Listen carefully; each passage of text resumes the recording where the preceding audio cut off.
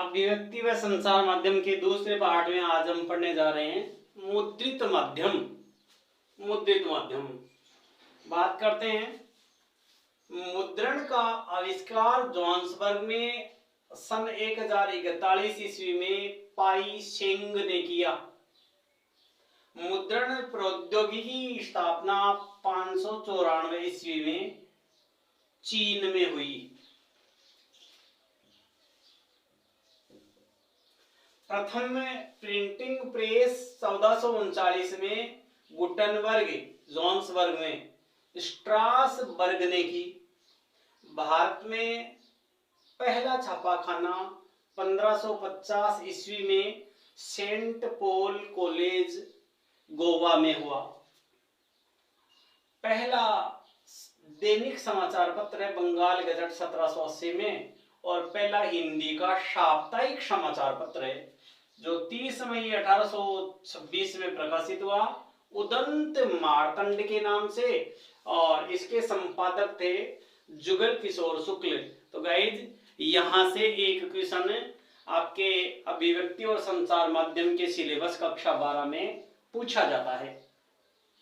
मुद्रण का आविष्कार जोहान्सबर्ग में 1041 ईस्वी पाई शेंग ने किया। मुद्रण प्रौद्योगिकी की स्थापना 594 ईस्वी चीन में।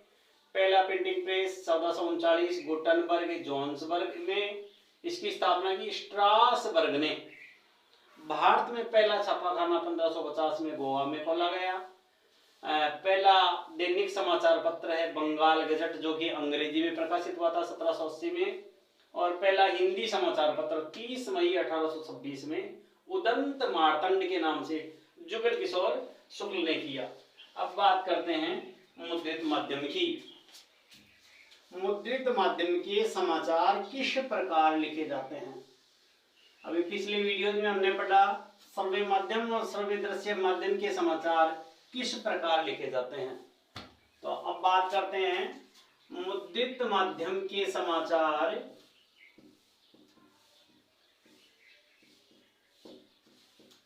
किस प्रकार लिखे जाते हैं। गाइस मुद्रित माध्यम हो, श्रव्य माध्यम हो या श्रव्य दृश्य माध्यम, एक बात सब में कॉमन है, समाचार उल्टा पिरामिड शैली में लिखे जाते हैं। और उल्टा पिरामिड शैली क्या है पिछले वीडियोज में हमने पढ़ा। उल्टा पिरामिड शैली में लिखे जाते हैं। नंबर 2, श्रव्य और दृश्य माध्यम के समाचारों में अपन ट्रिपल स्पेस का प्रयोग करते थे, जबकि मुद्रित माध्यम के समाचारों में सिंगल स्पेस का प्रयोग किया जाता है। अगली बात, संख्याएं अंकों व शब्दों में लिखी जाती है, जबकि श्रव्य और दृश्य माध्यम में गणितीय अंक अंकों में और आंकड़े शब्दों में लिखे जाते थे। भाषा पाठकों के अनुकूल, ये है मुद्रित माध्यम के समाचार लेखन का तरीका। उल्टा पिरामिड शैली में लिखा जाए, सिंगल स्पेस हो, संख्या अंकों और शब्दों में लिखी जाए, भाषा पाठकों के अनुकूल हो। अब बात करते हैं मुद्रित माध्यम के समाचारों की विशेषता। मुद्रित माध्यम के समाचारों की क्या क्या विशेषताएं हैं? तो गाइज मुद्रित माध्यम के समाचारों की सबसे बड़ी विशेषता यह है कि इन्हें प्रमाण के रूप में प्रस्तुत किया जा सकता है। इंपॉर्टेंट विशेषता है, रुचि के अनुसार पढ़ा जा सकता है।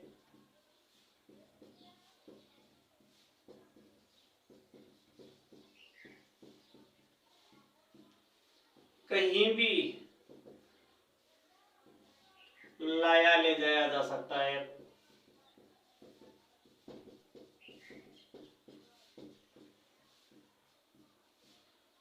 और अब बात करते हैं मुद्रित माध्यम के समाचारों की कमियां। मुद्रित माध्यम के समाचारों की सबसे मुख्य कमी है कि यह निरक्षरों के लिए कोई उपयोगी नहीं, निरक्षरों के लिए अनुपयोगी।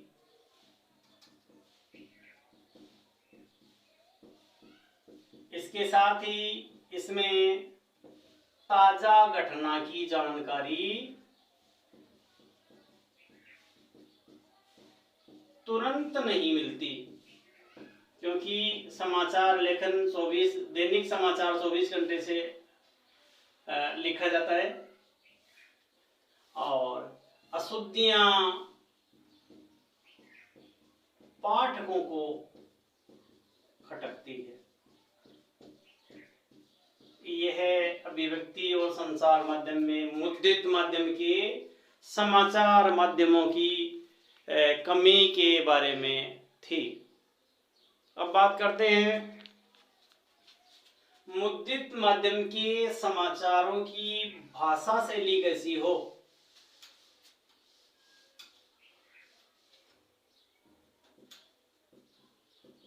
नंबर 1,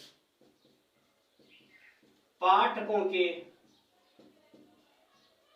समझने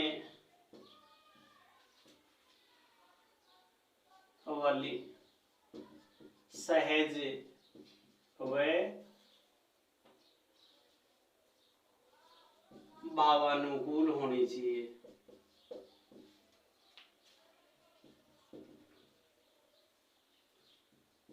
जटिल भाषा का प्रयोग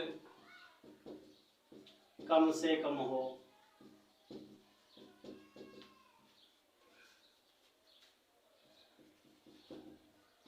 वाक्य